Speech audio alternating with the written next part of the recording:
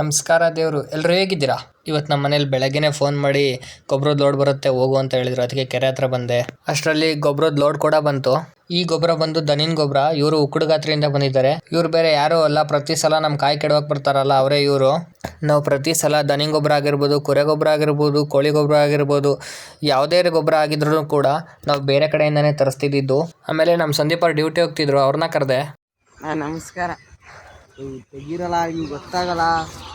ಜಲ್ದಿ ಟ್ಯಾಕ್ಟ್ರಿ ಅನ್ಲೋಡ್ ಮಾಡಿಸಿ ಮನೆಗೆ ಹೋಗಿ ತಿಂಡಿ ತಿನ್ನೋಣ ಅಂತ ಮಾಡಿದ್ದೆ. ನನ್ನ ಹಸಿವು ಏನಿತ್ತು ಏನೋ, ಇಲ್ಲಿ ಬೇರೆ ಟ್ಯಾಕ್ಟ್ರಿ ಸಿಗಾಕೊಂಬಿಡ್ತು.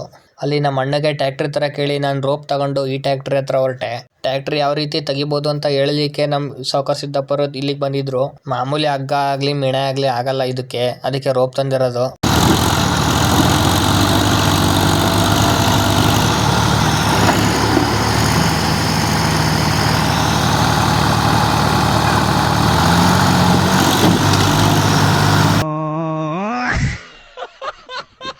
ಅಂತೂ ಇಂತೂ ಹೊರಗೇನೋ ತೆಗೆದ್ವಿ. ಇವಾಗ ನೋಡಿದ್ರೆ ಫುಲ್ ಮುಂದೆ ಬಂದು ನಿಂತ್ಕೊಂಡಿದ್ದೀವಿ.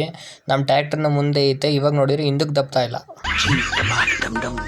ಇವ್ರು ಏನಾದರೂ ಮಾಡ್ಕೊಂಡ್ಲಿ ಅಂತ ನಾನು ಮನೆಗೆ ಹೊರಟೆ ತಿಂಡಿ ತಿನ್ನೋಣ ಅಂತ. ಆಗಲೇ 11 ಗಂಟೆ ಆಗಿತ್ತು. ಇದೇ ಫಸ್ಟ್ ನಾನು ಈ ಟೈಮಿಗೆ ತಿಂಡಿ ತಿಂತಾ ಇರೋದು. ತಿಂಡಿ ಎಲ್ಲ ತಿಂದು ನಾನು ಮತ್ತೆ ಟ್ಯಾಕ್ಟ್ರಿ ಹತ್ರ ಹೊರಟೆ. ಅಲ್ಲಿ ನಮ್ಮ ಭರತ ಸಿಕ್ಕ.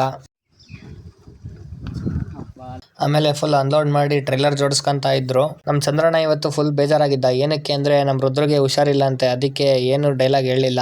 ಇವತ್ತು ಯಾಕೋ ನಮ್ಮ ಪತ್ಲು ಭಾಳ ಹಾರಾಡ್ತಾ ಇದ್ದ. ಏನೋ ಕಾದಿದೆ ಅಂದ್ಕೊಂಡು ಚೂರು ತಲೆ ತಿಂತಾ ಇದ್ದೆ. ಇವತ್ತು ಶನಿವಾರ, ಹಂಗಾಗಿ ನಮ್ಮ ಶಶಣ್ಣ ಬಂದು ದೇವಸ್ಥಾನಕ್ಕೊಬ್ಬರನ್ನ ಬಾ ಅಂತ ಕರ್ಕೊಂಡು ಹೋದ. ನಾನು ಹೋಗಿರಲಿಲ್ಲ, ಭಾಳ ದಿನ ಆಗಿತ್ತು. ಅದಕ್ಕೆ ಹೋಗಿ ಬಂದೆ. ಸ್ವಲ್ಪ ಮಾತಾಡೋದಿತ್ತು, ಮಾತಾಡಿ ಬಂದಿದ್ದೀನಿ. ಕೊಡೋದು ಬಿಡೋದು ಅವನಿಷ್ಟ. ಇವ್ನು ನಗ್ತಾ ಇದ್ದಾನೆ ಅಂದರೆ ಏನೋ ಕಾದವೆ ಅಂತ ನಮ್ಮ ಮನೆಗೆ ಜೋರು ಮಾಡಿದ್ದಾರೆ. ಅದಕ್ಕೆ ಅಳ್ಕೊಂಡು ಕೂತ್ಕೊಂಡಾನೆ. ನಮ್ಮ ಮನೇಲಿ ಧಾರಾವಾಹಿಗಿನ್ನ ಈ ಥರ ಪ್ರೋಗ್ರಾಮ್ಗಳನ್ನ ಜಾಸ್ತಿ ನೋಡ್ತಾರೆ. ಆಮೇಲೆ ರುದ್ರ ಬಂದು ಒಳ್ಳೂರಿಗೆ ಕರ್ಕೊಂಡೋದ. ಏನಕ್ಕಪ್ಪ ಅಂತ ಹೇಳಿದ್ರೆ ನಾಳೆ ಅವ್ರ ಅಪ್ಪನ ಬರ್ತಡೇ ಐತಂತೆ. ಅದಕ್ಕೆ ಕೇಕ್ ಥರ ಕರ್ಕೊಂಡು ಬಂದಿದ್ದ.